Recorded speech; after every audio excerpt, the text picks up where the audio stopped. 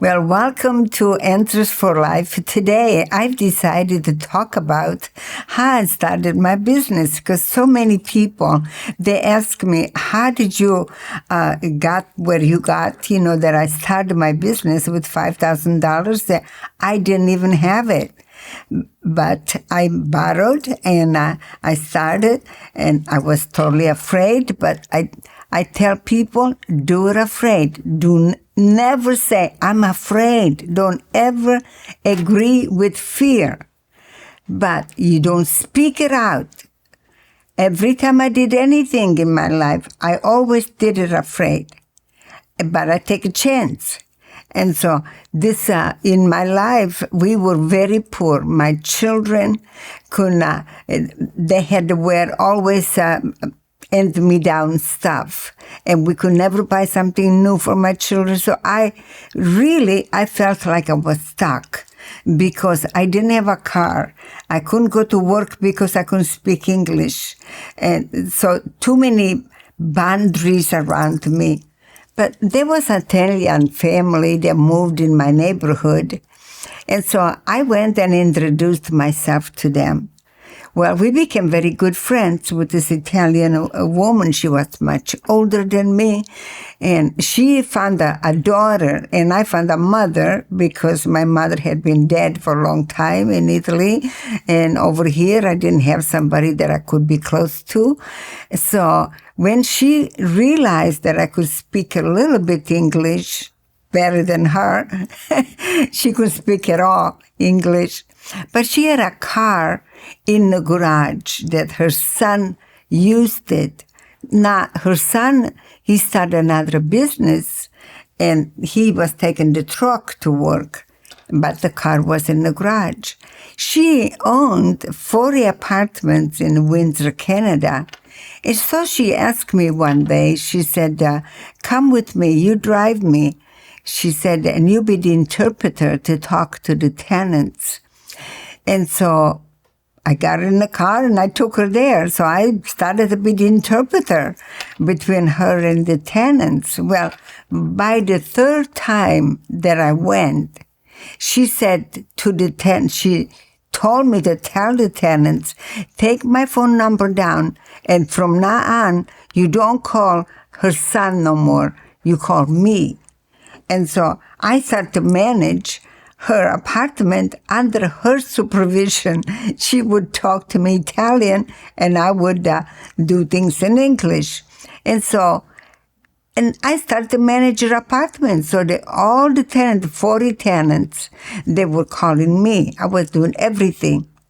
And so I was going there and collect the rent, everything.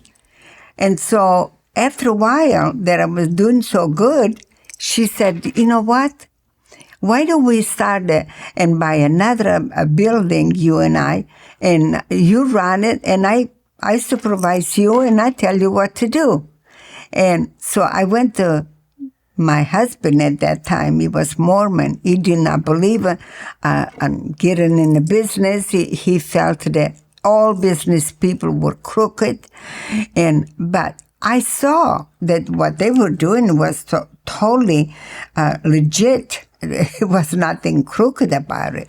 So I was all for to go into business with this woman. Her name was Maria Carlesimo. I don't know if she's still alive now, because then she moved to Florida many years before I moved to Florida. And so we lost contact. But she's the one that opened my eyes. God used her to open my eyes. And I was so faithful to her business. I was treating her business like it was my own. Well, later when I got saved and I started reading the Bible, Luke 16 said, if you cannot be faithful with somebody else's business, how can you expect to run your own? So I truly believe that I was faithful to do the right thing with her, and God could trust me to start my own. Even though I did not know God, because I was not born again, but I had a notion of God. I had heard of God, of God. When being Catholic, being Mormon, I had heard of God, but I did not know God. So going back to this business that I started, so you see, by doing her business, I learned how to do business.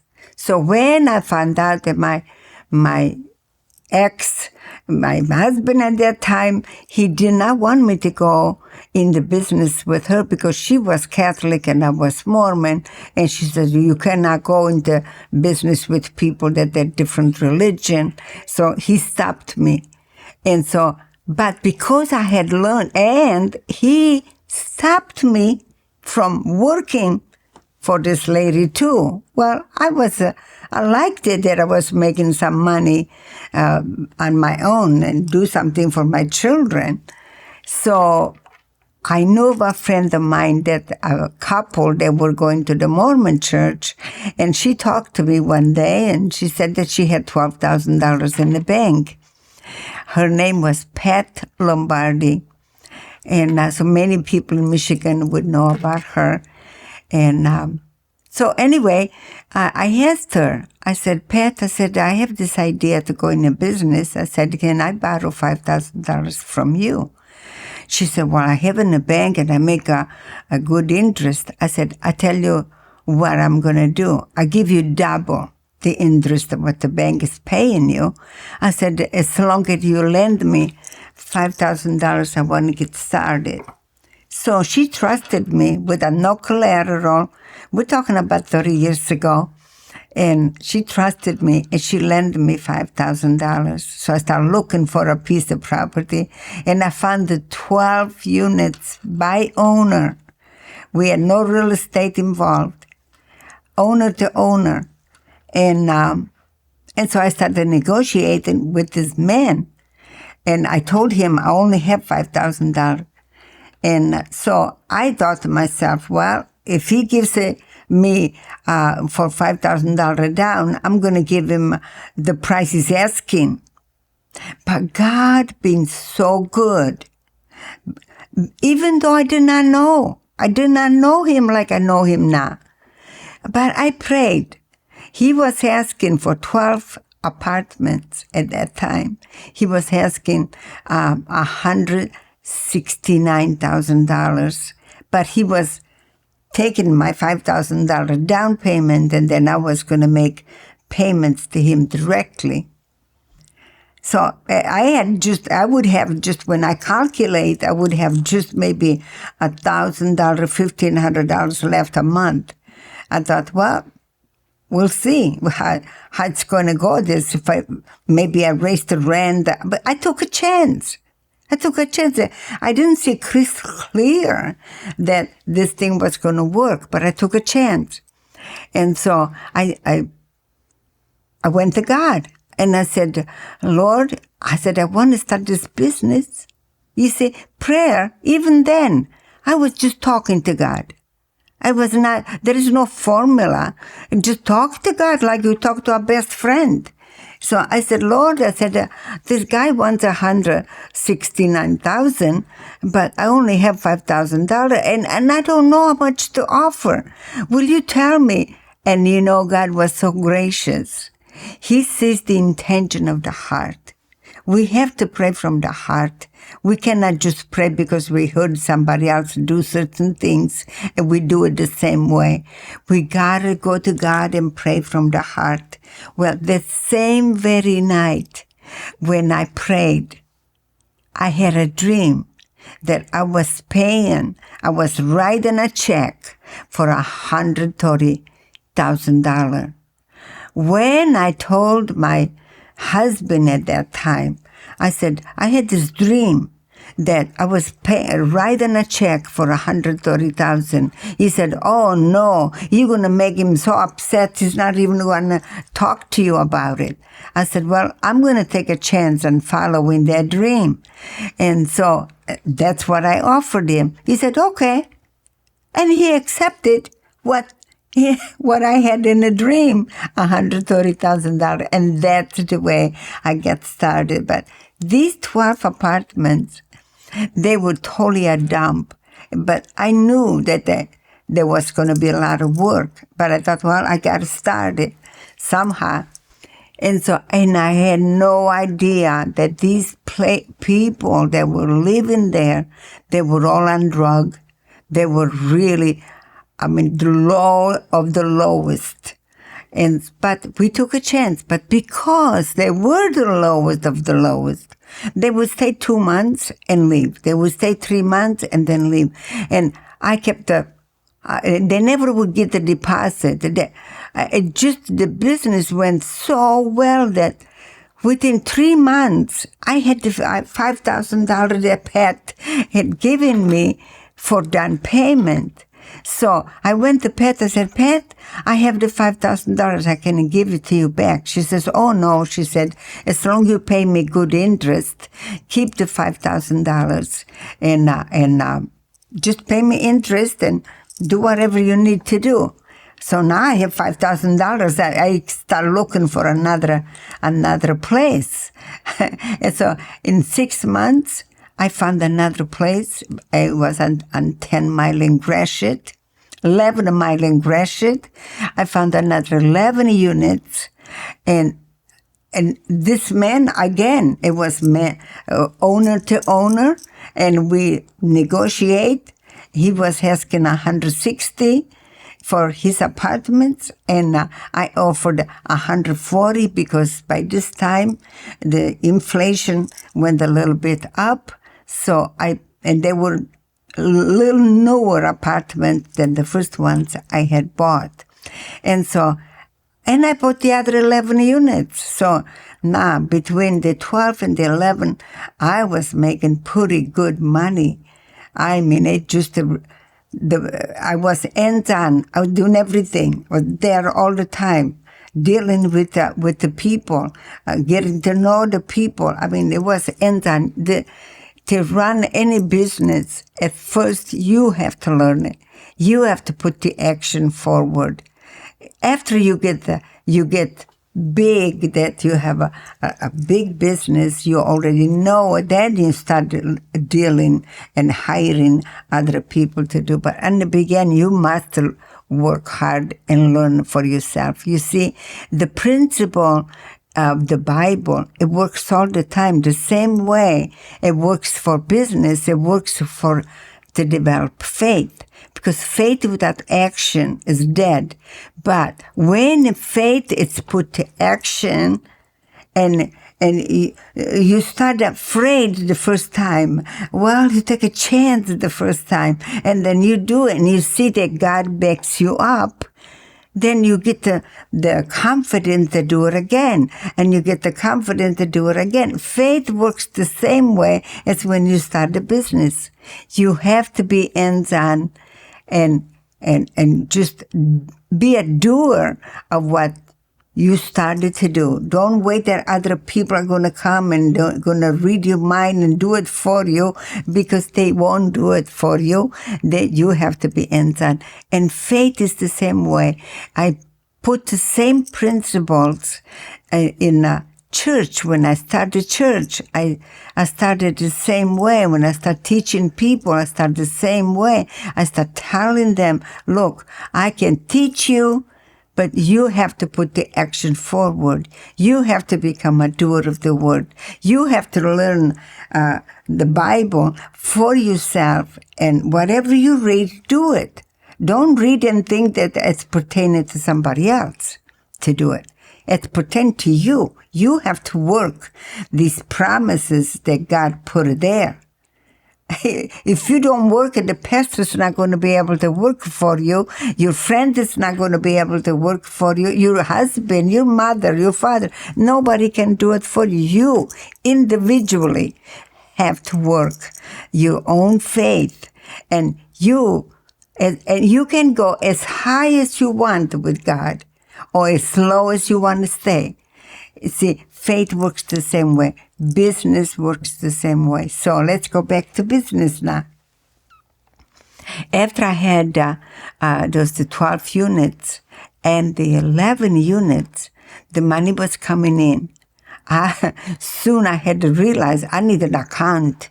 I need somebody to do things, that I didn't know how to do. So I started to get myself organized of what I was doing. Well, the inflation kept going up. So I started looking at more units, more apartments. And I was looking for 40 apartments this time. So I went to see 40 apartments. And these 40 apartments, they were owned by a Jewish guy. And so when I went to talk to this Jewish guy, I said, I don't want to deal with the bank. I said, I've been dealing with owners to owners all this time. I said, I want to deal owner to owner with you. And he said to me, he said, I can see that you're very ambitious and you're going to make it in this business. He said, let me give you an advice. He said, don't look at the price of the apartments. Do not look at the price. Just look at the down payment.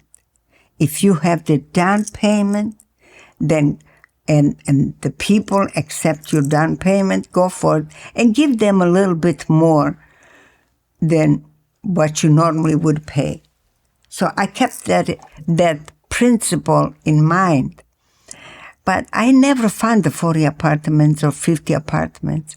I saw 120 apartments in Roseville, Michigan, for sale. And so I called the owner, and was by the owner. And so I called the owner, and the owner wanted to see me, so I went to talk to the owner. And when the owner found out that by this time, knowing that I had the 11 units and the 12 units, if I would sell both of them, I could come up with $80,000 down. Well, these 120 units, they were newer, better area. And when he heard that I only had $80,000 down and want to buy 120 units, he took me by my hand. He took me to the door and he said, get out of here. He said, you cannot even afford a chicken coop. And you want to buy my 120 apartments for $80,000 down? He said, my apartments, they're worth way more than... See, I agreed on his price. But when he heard the down payment, he just was shocked. He said, I don't believe that you want to buy my property for $80,000 down. So he threw me out. And so I started looking for smaller apartments, smaller complex. Well, a year went by. Now I accumulate a little bit more money by having the 11 units and the 12 units. And the inflation started to go up. And anyway, a year goes by, and I have found nothing better than these 120 units. But these 120 units, they were back on sale a year later. So I thought, I don't care that he threw me out. I'm going to call again. I'm going to try again. But I didn't have that much more than $80,000 a year later. So I called, and this time I had no idea that the father was not managing the apartments no more. The son was managing the apartments. So the son answered, and he said, yeah, he said, I'm interested to talk to you. So I went to talk to the son, and I told him, I said, well, last year I talked to your father, and this is what your father did it to me. I said, but me, I'm not, I said, I don't get offended. I said, I understand why he did that. I said, so I tried it again. I said, now I'm dealing with you and talk to your father before we go any further. He says, oh no, my father is dead, he said, and I'm taking care now of the apartment. So he said, you're going to deal with me. So he said, I'll tell you what we're going to do, he said. You buy half the apartments now. Then when you have the money, you buy the other half. So we agreed. And we wrote the contract that I was going to buy half the apartments. So he came to my house to pick up the contract. And on the way, this is God's honest truth, I'm not exaggerating. On the way that he was to my house, I got this idea. I got the idea to tell him, sell me all 120. I give you $80,000 now. And then in a year from now, I give you another 80.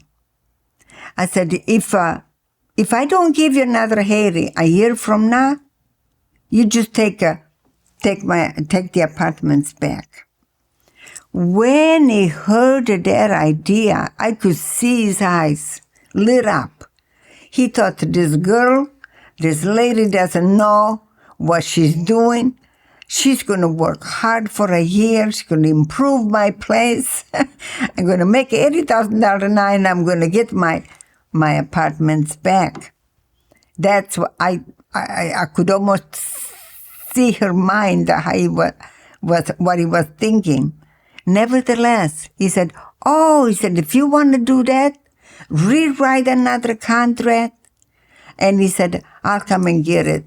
Take 2-3 days to write another contract, and I'll come and get it. So we rewrote another contract, and I bought the whole 120. But you see, before I bought this all 120, already I was thinking, I'm going to move into one apartment. I'm going to let go the manager. So I started making plans in my mind, which I had never done those things before. And nevertheless, we bought 120, and I was so totally scared. Now, I was so used to doing everything myself. Now, with 120, I need help. I need employee. I need somebody to come and clean the hallways, the apartment. I couldn't do no more all myself. There were not enough of me to go around. So I had to start dealing with employees. I had to start dealing with other people to take care of these 120 apartments. I was so totally scared. And so I thought, I'm going to move as soon as possible in one of the apartments. This way I can run really close. I can keep inside and everything. Well, over there at this 120, there was a manager. And this previous owner was paying her $2,000 a month, and then plus her husband was the handyman to take care of things. Well, I needed him, but I didn't need her because she was working 2 hours in the morning, and then she would close the door. And then she would open when it was convenient for her. Well, there were 32 apartments empty. I had to fill them up. I thought, well, how am I going to do? I cannot trust her. I have to keep that place open all the time to fill all those vacancies that were there. And so I thought, how I'm going to do this? She's not going to listen to me to work more hours, special after hours. That's when people on the way to work would stop to look at apartments. And she would close at a certain hour, 5 o'clock. I thought, no, this, I have to be hands-on. So I thought, what am I going to do? So this idea came. I said, I'm going to find a job for her, a better job that she has over here. And so the Lord, I truly believe the Lord was guiding me because he knew what I was going to do with that money. I never put my heart in money. I always saw money as a tool to just make our lives a little easier, a little nicer, not hard like it was before. I could never buy nothing. But I never felt better than others just because I had money. So anyway, I I prayed about it. I said, Lord, I got to find a job for her better than what I pay her. And this way she'll live happy. And then I can I can manage my own apartments and keep it open as long as I can to fill up these apartments. And so one day I was driving on Garfield, and I saw this new complex that was going up. I stopped there, and I thought, well, I'm going to take a chance and see if the owner is there. And so happened the owner was there, and his name was Frank Aragona. In Michigan, everybody knew him. He had a lot of properties everywhere. And so he was there. To my surprise, I said, Frank, I see that these apartments, they're almost done. I said, are you going to need a manager? You need a manager? He said, how do you know that I need a manager? I said, well, I have one, and I told him the story that I wanted to move myself and manage my own apartment, so I don't need her. And so I said, she's a good person, but right now I want to be hands-on because I just started this business. I'm new at this. I want to be hands-on. And we are out of time. Stay tuned for next week. I hope this will help you. And you see, my journey with starting the business is so connected with God because God guided me. Even though I did not know God like I know him now, but I would ask him for everything. God, I don't want to hurt this manager. I want to provide for her a job better than I can give her. So guide me to it. And God really guided me. Stay tuned for next week and we'll continue.